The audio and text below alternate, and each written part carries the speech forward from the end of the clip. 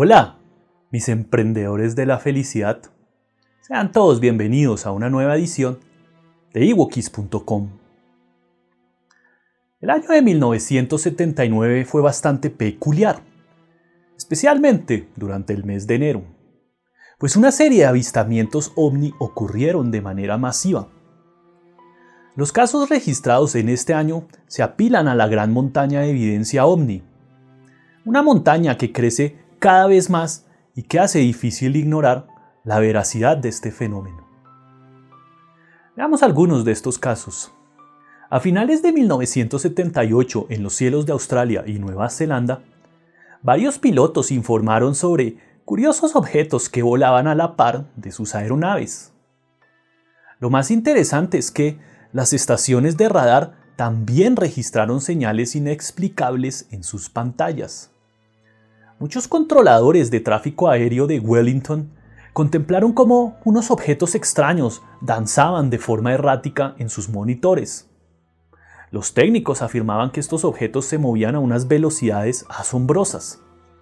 En este contexto, les contaré la interesante anécdota que le ocurrió a Bill Startup y Quentin Fogarty. El señor Bill Startup había sido capitán y piloto de líneas aéreas durante 23 años. Por su parte, el señor Quentin Fogarty trabajaba para un canal de televisión de Melbourne, Australia. El canal O, para ser más exactos. El capitán Bill ya había observado algunos días antes relucientes objetos ovalados sobre el estrecho de Cook. Sin embargo, en esta ocasión, ambos hombres junto a todo el equipo de filmación presenciarían algo increíble. Resulta que los hombres se embarcaron en el avión del capitán Bill Startup y emprendieron vuelo para investigar los avistamientos que habían alborotado por varios días a los habitantes de aquella zona. Según el testimonio de Quentin Fogarty, los hombres vieron una bola brillante de fuego blanco a unos 80 kilómetros de distancia. Según sus descripciones, el objeto estaba bastante iluminado en la parte inferior y parecía tener anillos anaranjados a su alrededor. Adicionalmente, decían que había unos objetos más pequeños que flotaban a su alrededor y que se movían de manera inteligente. El copiloto Bob Gart contaba tiempo después que era como si estuvieran contemplando luces estroboscópicas. Otra cosa que llamó poderosamente la atención de los hombres fue la tremenda aceleración que poseían estos objetos. En efecto, los hombres narran que, cuando intentaron acercarse al ovni, este salió disparado a una velocidad alucinante. Además de los testimonios de estas personas, el suceso quedó grabado en cámara, lo que refuerza la veracidad de los acontecimientos. Así es, amigos, el incidente quedó registrado en una película. Esto fue llamativo porque casi por primera vez, cámaras profesionales habían obtenido pruebas de lo que parecía ser una nave espacial extraterrestre. La película fue llevada a Estados Unidos para que la examinara Bruce Maccabee, quien era físico del ejército y también exoficial del Comité Nacional de Investigaciones sobre Fenómenos Aéreos. El Dr. Maccabee examinó la película, fotograma por fotograma, y concluyó que se hallaban ante un caso que merecía una investigación lo más detallada posible. El experto examinó la película mediante procesos de ampliación de imagen con un computador digital. En su estudio pudo ver un triángulo brillante perfectamente formado, que parecía tener el tamaño de una casa. Otro fotograma mostraba un óvalo con una pequeña cúpula que sobresalía, mientras en otro había un objeto circular que viajaba a una velocidad enorme. El Dr. Maccabee terminó concluyendo que las imágenes no pudieron proceder de estrellas o planetas, y que tampoco eran causadas por la superficie de la Tierra o el mar. El físico se interesó tanto en este caso que terminó viajando a Nueva Zelanda para entrevistarse con los testigos, es decir, el capitán Bill Startup, los camarógrafos David Crockett y su esposa, el copiloto Bob Gart y el periodista Quentin Fogarty, quien, dicho sea de paso, había ingresado al hospital porque se encontraba emocionalmente agotado por todo el episodio.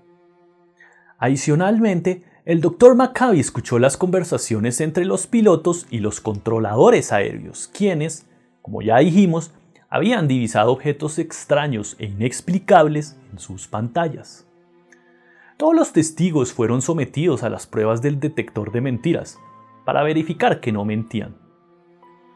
Ahora bien, no solamente fue el Dr. McCabe quien estudió a cabalidad las grabaciones, resulta que el físico nuclear Stanton Friedman también lo hizo y concluyó que, definitivamente, estaban tratando con un auténtico objeto volador no identificado. Por otra parte, una de las cosas que le otorga más validez a este caso, más allá de la película grabada, los análisis de expertos y el testimonio de los pilotos y los periodistas, es la gran cantidad de pruebas adicionales que existen sobre el mismo. En efecto, la película del Canal Cero, o Canal O, no sé si es Canal O o Canal Cero. Digamos que es Canal Cero. La película del Canal Cero no fue la única evidencia sobre los avistamientos de estos ovnis. Resulta que, a comienzos de 1979, un equipo de cine neozelandés pudo filmar a una pelota de ping-pong iluminada que giraba y se movía rápidamente sobre la isla del sur. Igualmente, un detective de privado de nombre José Durán filmó desde el jardín de su casa a una entidad misteriosa. Según sus palabras, la cosa parecía ser un hombre del espacio exterior. Los expertos en la temática ovni que examinaron la película de Durán concordaron en que el objeto tenía una semejanza a un embrión humano. El ser parecía que desembarcaba de un platillo volante y permanecía inmóvil entre dos naves espaciales. El señor Durán dijo que había visto una luz roja y ámbar que se movía con lentitud en dirección noreste-sureste. El hombre sostiene que estuvo observando el objeto con sus prismáticos. Después este pareció acercarse a él, y fue entonces cuando lo filmó desde su jardín. Según el testimonio de Durán, parece ser que la luz se movía sin emitir sonido alguno. Cuando el detective reveló la película, se percató de otro detalle que no había notado antes. El filme mostraba un objeto blanco que se desplazaba desde un ángulo. Se detenía durante un par de segundos encima de lo que parecía ser un avión, hacía un movimiento brusco sobre la luz y luego se alejaba en otra dirección. Durán afirmaba que dentro de la nave espacial había un ser humano cubierto con un velo azul. Exámenes microscópicos de la película han revelado dos humanoides, uno en el interior de la nave espacial y otro en sus alrededores. Esta película también fue examinada por expertos del Contacto Internacional, el órgano británico de investigación de los fenómenos OVNI. Después de varios meses de estudio, el director de la investigación, Derek Mansell, concluyó que las luces no podían ser las de un avión. También dijo que las agencias espaciales no habían reportado residuos que hubieran podido entrar en la atmósfera a esa hora y en ese lugar. Ahora bien, es importante resaltar que las observaciones OVNI de principios de 1979 no se limitaron solamente a la región de Australia y Nueva Zelanda. No. Desde Israel, por ejemplo, llegaron informes sobre una erupción de bolas rojas y luces relampagueantes.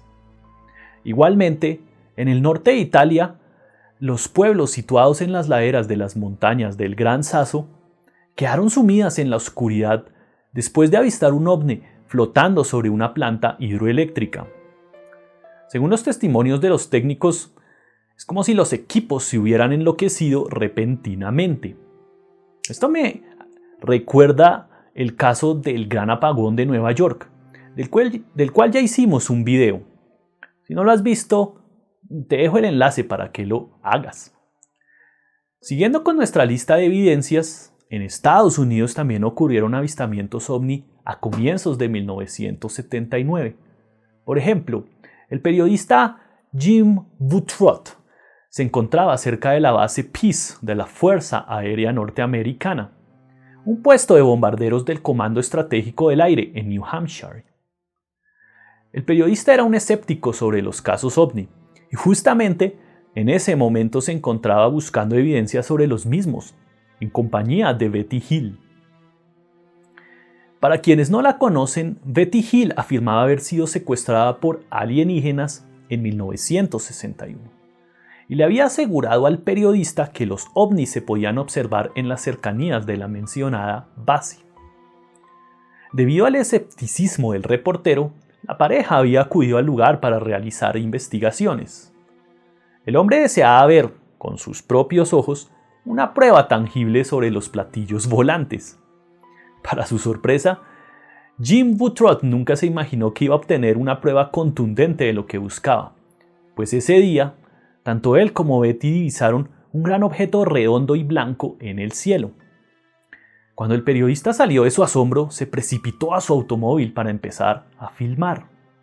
Acto seguido, narra el hombre, el objeto se desvaneció con rapidez. Aún así, pese a la prontitud del acontecimiento, Buttrot pudo captar algo con su cámara. El periodista afirmó no tener idea qué era aquella cosa, pues nunca antes había visto algo parecido. Decía que no se trataba ni de la Luna ni de Venus.